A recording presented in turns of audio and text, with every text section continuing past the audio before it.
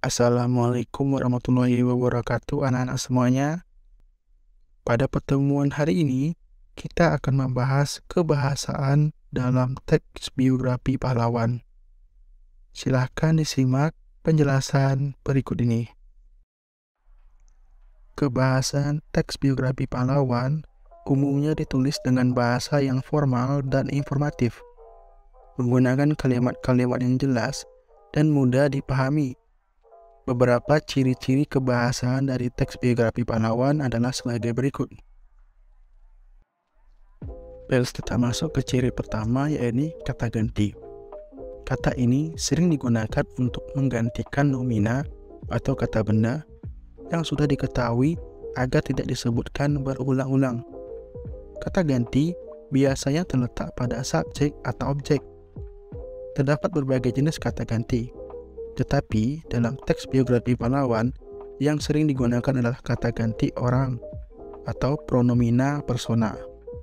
Adapun kata ganti orang terdiri atas beberapa jenis, yaitu jenis pertama adalah kata ganti orang pertama berbentuk tunggal, yaitu saya dan aku, sedangkan berbentuk jamaknya adalah kami dan kita. Kemudian jenis kedua, kata ganti orang kedua, bentuk tunggalnya kamu, Anda, engkau, sedangkan bentuk jamaknya kalian. Jenis ketiga, kata ganti orang ketiga, bentuk tunggalnya adalah dia, ia, beliau, sedangkan bentuk jamaknya itu tidak ada. Dari ketiga jenis kata ganti pronomina di atas, dalam biografi pahlawan, kepenulisan cenderung menggunakan kata ganti orang ketiga.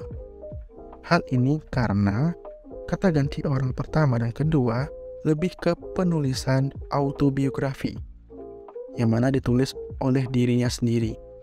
Sedangkan biografi biasanya ditulis oleh orang lain untuk menceritakan kehidupan seseorang yang menjadi subjek biografi tersebut. Berikut ini penggunaan kata ganti orang dalam teks biografi. Sultan Syarif Qasim II adalah Sultan Riau yang memimpin pemberontakan terhadap Belanda pada tahun 1858. Ia lahir pada tahun 1812 di Tanjung Pinang. Ia memimpin Kesultanan Riau Lingga dari tahun 1832 hingga 1889. Beliau terkenal karena perjuangannya dalam mempertahankan kedaulatan Riau Lingga dari serangan Belanda. Dari contoh tersebut, kata ganti orang ketiga adalah ia dan beliau untuk menggantikan nama Sultan Syarif Qasim II. Ciri kebahasan kedua yaitu kata sifat. Kata sifat menjelaskan atau membuat kata benda atau kata ganti orang lebih spesifik. Kata sifat dapat menerangkan kuantitas, kecukupan, urutan, kualitas, maupun penekanan suatu kata. Dalam teks biografi pahlawan, kata sifat sering digunakan untuk memberikan deskripsi atau karakteristik yang menonjol dari sosok pahlawan tersebut. Contoh-contoh kata sifat. Yang pertama dalam segi kuantitas, yaitu ada banyak, sedikit, beberapa, seluruh, setiap, dan lain-lain.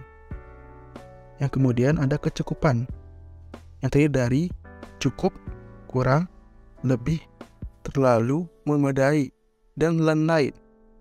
Yang kemudian ada urutan, yang terdiri dari pertama, kedua, ketiga, terakhir, tengah, dan lain-lain. Kemudian ada kualitas yang terdiri dari bagus, buruk, baik, tidak baik, hebat, dan lain-lain. Kemudian ada penekanan yang terdiri dari sangat, sekali, benar-benar, terlalu, cukup, dan lain-lain. Berikut ini penggunaan kata sifat dalam teks biografi. Tuanku Tambusai adalah seorang pahlawan nasional asal Riau yang sangat terkenal di Indonesia. Ia lahir pada tahun 1873 di Kota Baru, Riau. Tuanku Tambusai merupakan seorang pemuda yang cerdas, berani, dan penuh semangat juang. Sejak kecil, ia sudah menunjukkan bakat kepemimpinan dan keberanian yang luar biasa. Kata sifat pada contoh teks biografi pahlawan Tuanku Tambusai adalah cerdas, berani, dan penuh semangat juang. Ciri kebahasaan ketiga yakni kata kerja material. Kata yang menunjukkan aktivitas yang sedang dilakukan subjek atau menunjukkan adanya tindakan fisik atau mental. Dalam konteks biografi, kata kerja material digunakan untuk menggambarkan tindakan atau aktivitas yang dilakukan oleh subjek biografi dalam kehidupannya. Contohnya, kata menulis, membangun, memahami, melawan, mempertahankan, mengorganisasir, mengembangkan, mempelopori, mengajarkan, menyebarkan, dan sebagainya. Berikut ini penggunaan kata kerja material dalam teks biografi pahlawan. Yang pertama, memimpin. Contohnya, Sultan Syahrir memimpin Partai Sosialis Indonesia dan menjadi Perdana Menteri pertama Indonesia setelah merdeka. Yang kedua, mengorganisir. Sebagai seorang politikus, kata kerja pasif. Kata kerja yang subjeknya dikenai suatu pekerjaan. Umumnya, kata kerja yang memiliki imbuhan di atau ter. Dalam biografi pahlawan, kata kerja pasif sering digunakan untuk menunjukkan penghargaan, tugas, atau tanggung jawab yang diberikan kepada pahlawan oleh pihak lain. Berikut ini penggunaan kata kerja pasif dalam teks biografi. Yang pertama, Sudirman diangkat menjadi Panglima Tentara Nasional Indonesia pada tahun 1945. Pada contoh pertama ini, kata diangkat menjadi kata kerja pasif, yang mana Sudirman ini diangkat oleh pihak lain menjadi seorang Panglima TNI. Contoh kedua, Jenderal Besar Sudirman dihormati oleh banyak orang karena perannya dalam perjuangan kemerdekaan Indonesia. Dalam contoh kedua ini, kata dihormati merupakan kata kerja pasif, yang mana dihormati ini diberikan kepada Sudirman oleh banyak orang. Contoh yang ketiga, Soekarno terpilih sebagai Presiden pertama Indonesia pada tahun 1945. Kata pasifnya adalah terpilih, karena Soekarno ditunjuk atau dipilih langsung oleh masyarakat atau rakyat pada waktu itu menjadi seorang presiden. Yang keempat, I Gusti Ngurah Rai terbunuh dalam pertempuran melawan Belanda di Bali pada tahun 1946. Kata terbunuh ini menunjukkan kata pasif, yang mana I Ngurah Rai dibunuh oleh seseorang, dalam hal ini tentara Belanda. Ciri kebahasan kelima yakni kata kerja aktivitas mental. Merupakan kata kerja yang menggambarkan tindakan atau kegiatan yang terjadi dalam pikiran atau mental seseorang. Dalam biografi pahlawan, kata kerja aktivitas mental digunakan untuk menggambarkan pikiran, perenungan, atau ide-ide yang dimiliki oleh pahlawan tersebut. Contoh katanya, berpikir, merenung, mempertimbangkan, membayangkan, mengingat, merasa, dan sebagainya. Berikut ini penggunaan kata kerja aktivitas mental dalam teks biografi pahlawan. Ki Hajar Dewantara sering merenungkan tentang pentingnya pendidikan untuk rakyat Indonesia. Contohnya pertama, kata kerja aktivitas mentalnya ada pada kata merenungkan. Contoh kedua, Sudirman mempertimbangkan berbagai strategi dalam menghadapi pasukan Belanda saat memimpin perang gerilya. Pada contoh kedua ini, kata mempertimbangkan menjadi kata kerja aktivitas mental. Yang ketiga, R.A. Kartini berpikir tentang perlunya pendidikan bagi perempuan Indonesia, dan melalui tulisannya ia menginspirasi banyak perempuan untuk berjuang mendapatkan hak-haknya. Pada contoh ketiga, ini terdapat pada kata berpikir, yang menunjukkan kata kerja aktivitas mentalnya. Pada ketiga contoh tersebut, kita ketahui bahwasannya kata kerjanya merupakan kata yang menggambarkan pikiran, perenungan, atau ide-ide yang dimiliki oleh pahlawan tersebut. Ciri kebahasaan keenam, yaitu kata-kata penanda urutan waktu. Kata-kata penanda urutan waktu terdiri atas kata hubung atau konjungsi, kata depan atau preposisi, dan kata benda atau nomina yang berkenaan dengan urutan waktu atau kronologis. Saya ulangi lagi, yang berkenaan dengan urutan waktu atau kronologis.